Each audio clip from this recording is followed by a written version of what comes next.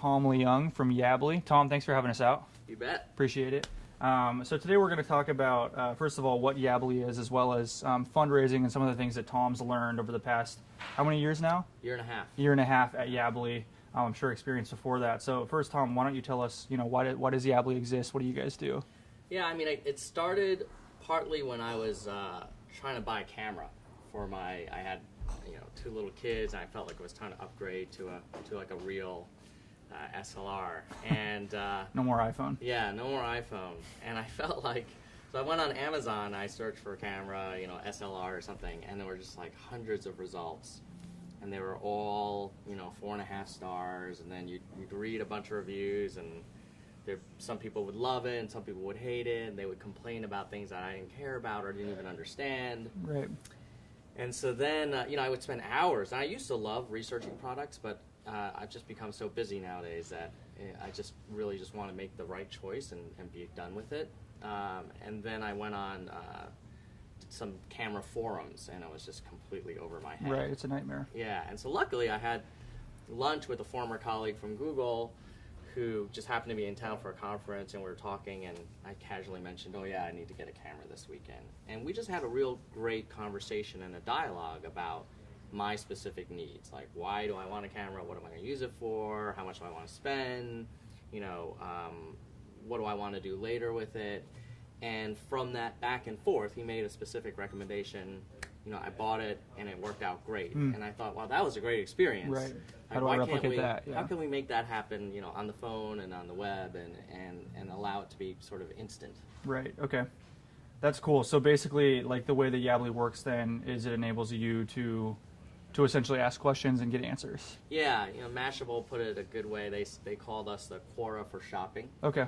And so, one of the key things is there really isn't one best camera. It kind of depends on your situation, what you need it for, and the best people to help you navigate that are people like you who recently made a similar decision. Okay. Okay, that's really cool. And is it based on your community, or is it just based on the community in general? We started out thinking, oh, well, this would likely be something you'd build on top of Facebook and Twitter. Right.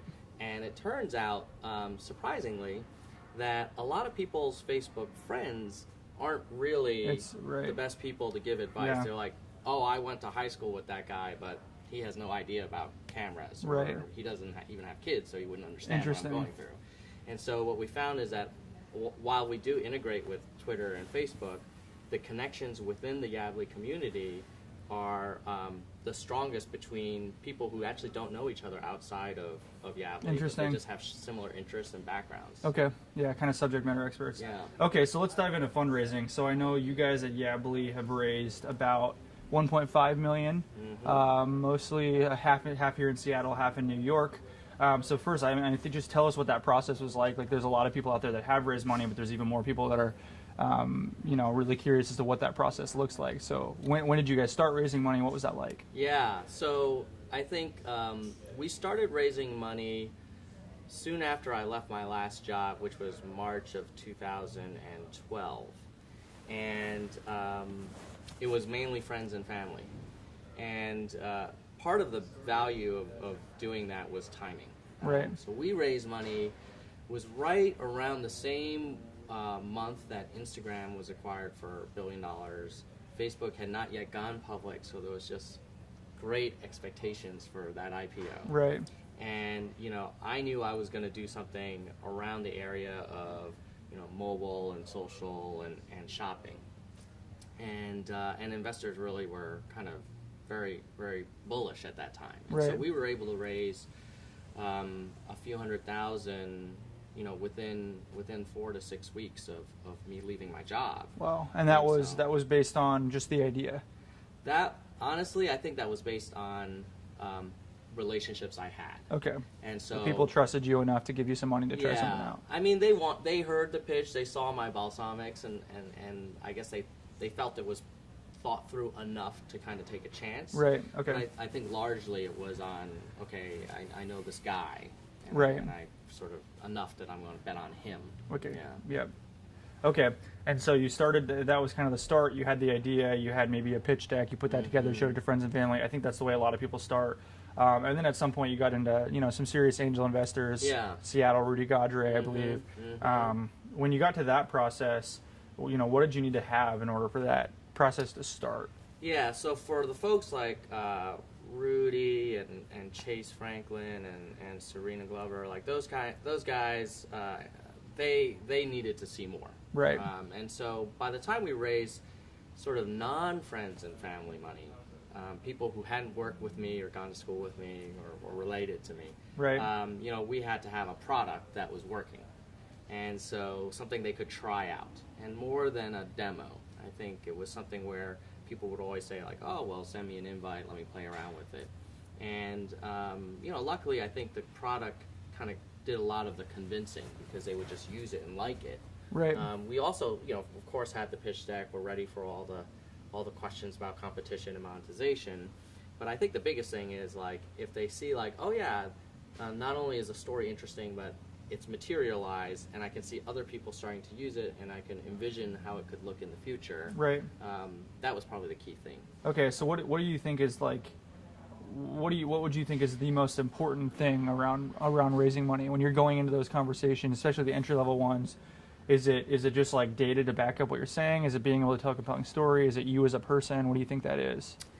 I think there's a lot of things. I think the first thing is your passion for the idea, and that's something people can pick up within the first few seconds. Right. So if you're really interested in this thing, like I've heard people pitch products where they weren't. You could just tell they were kind of going through the motions. They almost. see the opportunity, but it's not the opportunity they're just so excited for. And they're more excited about the idea of starting a company than solving a specific problem or a particular idea they had. And I think that's hard for an investor to kind of get behind because they don't know that they know that there's going to be ups and downs, and they want someone that's going to kind of have an irrational commitment to this thing.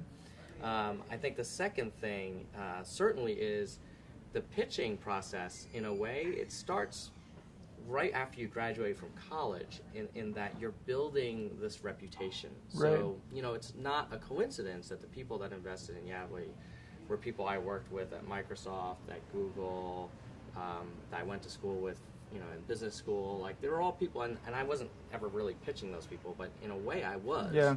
Because they always kind of, we all do this. We kind of like, oh yeah, that tech guy, he's a pretty sharp guy, So a few years from now, if you're doing a startup, and if I were an angel investor, like, I already have context about you. So that's a big one. I think the second one is the passion and the authentic passion for solving this. So, people will ask you like, hey, why do you want to do this? And if you say like, oh well, I thought it was time to start a company, like, that's just not. That doesn't sound like a guy that's going to run through walls. That just like can't sleep because he has to think about this particular idea or this problem. And I think the third piece is the demo. The product has to work and has to look really interesting, or the mocks have to look great.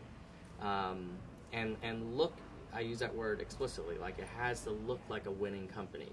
So if it looks sort of haphazard, one thing that I love about looking at like Y Combinator companies is you would never know that it's just two guys when you go to their website. Yeah. Right? It always looks like it's a round beyond where they are. If they're raising an A, it looks like it's a B round company.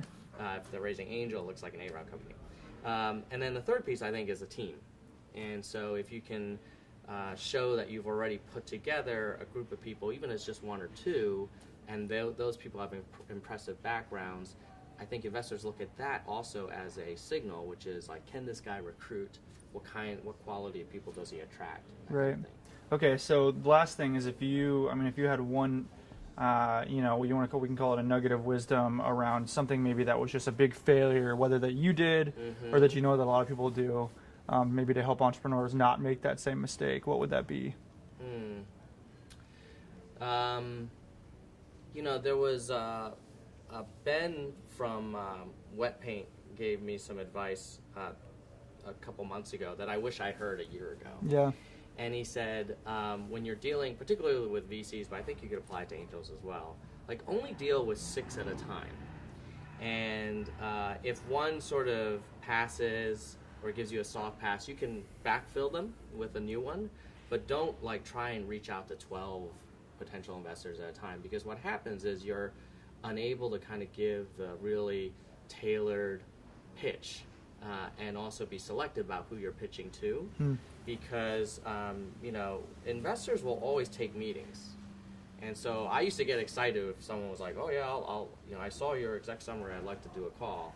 And now I actually am much more kind of selective about who I do those calls with, because Right. I know that their job is to see everything, Yeah. even if they have no interest in investing. Right. And so it's our job as founders to be like, okay, I'm only going to talk to people who have a legitimate sort of chance and who I want to be involved in this company. And that's sort of counterintuitive, because a lot of times, I think when we started, I was like, oh, well, it's a numbers game. Talk to as many as you can. But in reality, it's definitely more kind of spearfishing than casting that wide net. Right. Okay. Well, thanks for coming out, I should say, Tom. Yeah. I'm used to going to your office. So this is Tom Leung from Yabbly. Thank you.